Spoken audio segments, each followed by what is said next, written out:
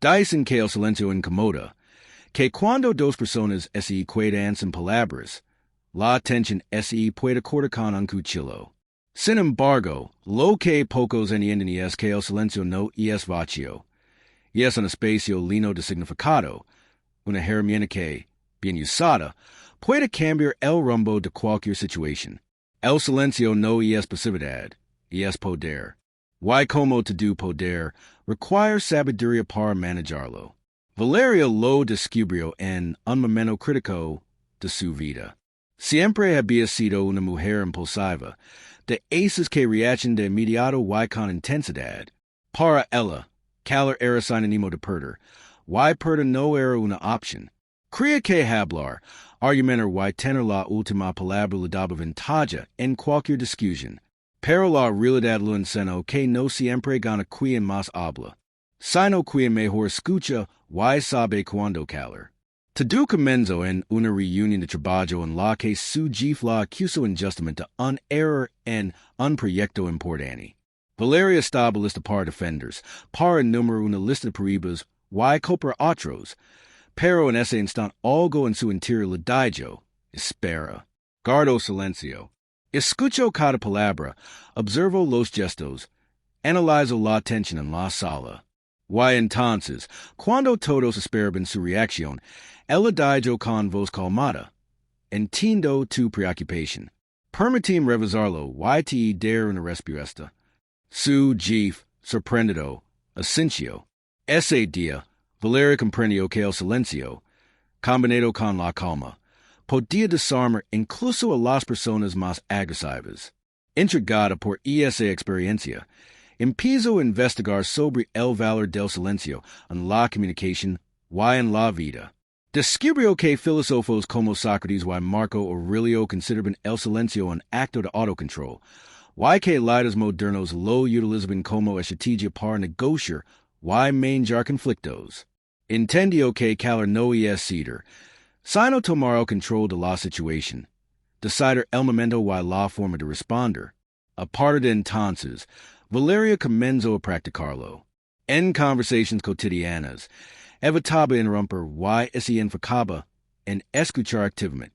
En discusiones aclaradas, optaba por hacer una pausa antes de responder. En momentos de provocación, sonrió y calaba. Y con cada vez que elegía el silencio, sentía que crecía su fuerza interior. Con el tiempo, Valeria comenzó a notar un cambio profundo no solo en su comunicación, sino en su vida entera. Al principio, le costaba mucho no reaccionar. Había momentos en los que las palabras le ardían en la lengua, listas para salir como flechas. Pero ella recordaba que el silencio también era una respuesta. Descubrió que al calar, no perdía la oportunidad de expresarse, sino que ganaba tiempo para reflexionar, filtrar emociones y elegir con cuidado que decir y cómo decirlo. Uno de los episodios que más la marcaron ocurrió durante una comida familiar. Su hermano, con quien siempre había tenido una relación tensa, comenzó a criticar sus decisiones profesionales y a cuestionar su estilo de vida. Antes, Valeria habría respondido de manera inmediata, defendiéndose y quizá atacando de vuelta. Pero ese día, simplemente lo miró, respiró profundamente y permaneció en silencio. No era un silencio de resignación, sino de serenidad. Al final, su hermano se dio cuenta que estaba hablando solo, y sus palabras comenzaron a perder fuerza. Y esa noche, Valeria entendió que el silencio no solo calma al que lo practica, sino que también puede desnudar la debilidad de un argumento. En su trabajo, la nueva actitud de Valeria no pasó desapercibida. En reuniones, hablaba menos pero con más impacto. En vez de participar en cada debate, esperaba el momento oportuno para intervenir, y cuando lo hacía, sus palabras resonaban con más fuerza. Sus compañeros empezaron a prestar más atención, no porque hablar mucho, sino porque sabían que cuando lo hacía, decía algo importante. Así, el silencio se convirtió en su marca personal. Pero lo más transformador fue como el silencio la ayudó en su vida interior. al reducir las respuestas impulsivas. Ese diario cuenta que tenía más espacio mental para escuchar sus propios pensamientos y emociones. Descubrió que muchas veces las discusiones que mantenía con otros eran reflejo de una lucha interna que no había resuelto. Calar hacia afuera lo permitió escuchar hacia dentro. A medida que profundizaba en esta práctica, Valeria ese diario cuenta que el silencio es un lenguaje universal. No necesita traducción, no se malinterpreta con facilidad y, a menudo, comunica más que 1000 palabras. Un silencio bien colocado puede expresar desaprobación, respeto, sorpresa o incluso amor. Aprendió que en la comunicación humana, lo que no se dice también tiene peso, y a veces es más poderoso que lo que se dice. Sin embargo, el silencio no siempre es fácil. En una sociedad que premia la rapidez, la opinión inmediata y la exposición constante, Calar puede interpretarse como debilidad o desentirs. Valeria tuvo que enfrentar críticas y comentarios como ¿por qué no dices nada? O parece que no tienes nada que aportar. En lugar de dejarse influenciar por esas percepciones, ese mantuvo firme en su convicción. No hablar por hablar, no reaccionar por impulso. Poco a poco, también descubrió que el silencio puede ser un escudo emocional. No significa aislarse, sino protegerse de energías y conversaciones que no aportan nada positivo. Cuando alguien intenta provocarla o arrastrarla a un conflicto innecesario, responde con la herramienta más poderosa que tenía, la ausencia de respuesta inmediata. Ese silencio no solo desarmaba al otro, sino que le recordaba ella misma que su paz valía más que cualquier victoria verbal. Con esta nueva perspectiva, Valeria comenzó a enseñar a otros el valor del silencio. En pequeños talleres de comunicación, explicaba que no se trata de calar siempre, sino de elegir cuando hablar y cuando dejar que el silencio hable por uno. Les enseñaba a escuchar de verdad, a hacer pausas antes de responder y no temer los momentos de quietud. Muchos de sus alumnos se sorprenden al ver cómo una simple pausa de 3 segundos podía cambiar por completo el rumbo de una conversación. El silencio, comprendió Valeria, no es ausencia de comunicación, es comunicación consciente. Es un arte que pocos dominan porque requiere autoconocimiento, control emocional y paciencia. Pero una vez que se aprende, se convierte en una de las herramientas más poderosas para manejar relaciones, conflictos y decisiones. Y para ella, este descubrimiento fue como abrir una puerta hacia una nueva forma de vivir, más calmada, más observadora y, sobre todo, más libre. A medida que Valeria seguía practicando el arte del silencio, comenzó a descubrir matices que antes le habían pasado desapercibidos. Y no se trataba solo de calar para evitar discusiones, sino de usar el silencio como un espejo para comprender mejor las intenciones de los demás. Aprendió a leer gestos, tonos de voz y pausas en las conversaciones. Descubrió que, cuando uno no interrumpe con su propia opinión, los otros revelan mucho más de lo que creen. El silencio se convirtió en su ayuda para observar sin ser vista. Un ejemplo claro ocurrió durante una reunión importante en la empresa. Un proyecto en el que llevaba semanas trabajando estaba siendo evaluado por el director. Varias personas opinaban, algunas a favor y otras en contra. Valeria, en lugar de entrar en la batalla verbal para defender su propuesta, escuchó atentamente cada comentario. Tomaba nota mental de las críticas, no para contraatacar, sino para comprender el fondo de cada opinión. Cuando llegó su turno, habló solo 3 minutos, pero con tal claridad y precisión que las objeciones se desvanecieron. El silencio previo había sido la preparación perfecta para que sus palabras tuvieran el máximo impacto. Valeria también empezó a notar un cambio en su vida personal. Antes, cualquier conflicto con amigos o familiares terminaba en discusiones interminables, donde todos querían tener la última palabra. Ahora, LS limitaba escuchar y, cuando respondía, lo hacia desde la calma. Esto sorprendía a muchos, porque su respuesta no era una reacción emocional, sino una elección consciente. A veces, incluso decidía no responder en absoluto, dejando que el tiempo y la reflexión hicieran su trabajo. Descubrió que muchas discusiones se desactivaban solas cuando no se les alimentaba con más palabras. En su camino, Valeria entendió que el silencio también es una prueba de autoestima. Quien sabe lo que ve no necesita justificar cada acción o decisión. No tiene la urgencia de explicar su vida a todo el mundo. El silencio, en ese sentido, era un recordatorio constante que no de dumaris respuesta, y que a veces la mejor forma de demostrar fuerza es guardar las palabras para cuando realmente son necesarias. No de do fue fácil. Hubo momentos en los que el silencio lo pasaba. En especial, cuando alguien la malinterpretaba o asumía cosas sobre ella que no eran ciertas. La tentación a aclarar, de explicar, de poner las cosas en su sitio era grande, pero aprendió a resistir. Se dio cuenta que la verdad no siempre necesita ser defendida de inmediato. A veces, el tiempo y los hechos hablan por sí solos con más fuerza que cualquier argumento. El silencio también la ayudó a profundizar en su relación consigo misma. Empezó a dedicar retos de su día a estar en completo silencio, sin música, sin teléfono, sin distractions.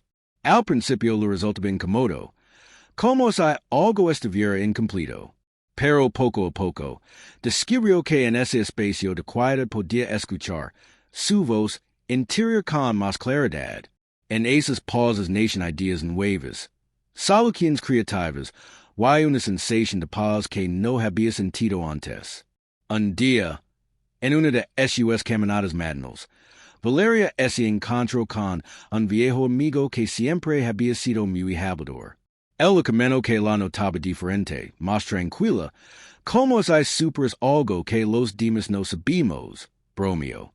Ella sonrió, porque en cierto modo era verdad. El silencio le había enseñado algo que pocos comprenden, que no es necesario linear cada vacío con palabras, que el espacio también comunica, y que el dominio de uno mismo es más poderoso que cualquier discurso. En sus talleres, Valeria comenzó a enseñar una técnica sencilla que ella misma practicaba. Antes de responder, contar mentalmente hasta 5. Esos segundos eran suficientes para decidir si valía la pena hablar o si el silencio sería más eficaz. Muchos de sus alumnos, al ponerlo en práctica, se dieron cuenta de que evitaban conflictos innecesarios y se comunicaban con más serenidad. El silencio se había convertido, para Valeria, en una forma de respeto.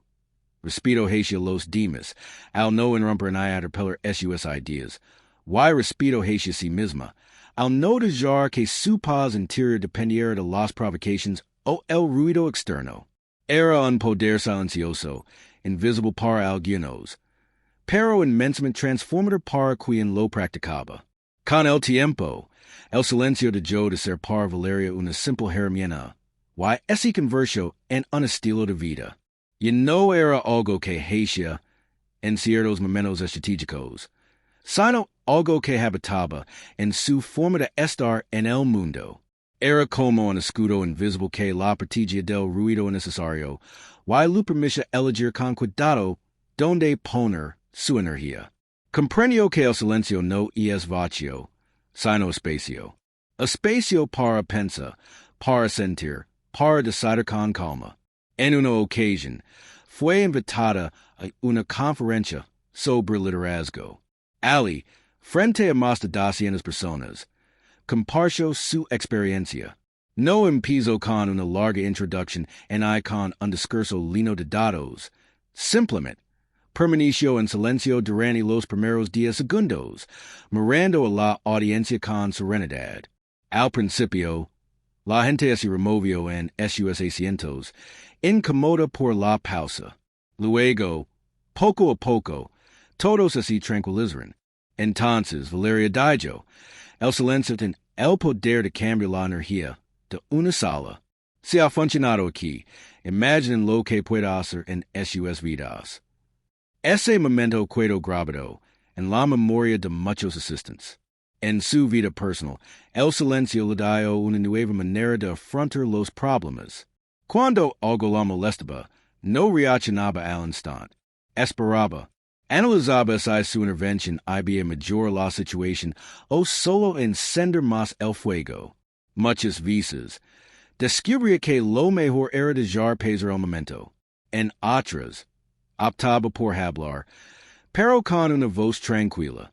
Y segura, sabiendo que sus palabras habían madurado en la calma.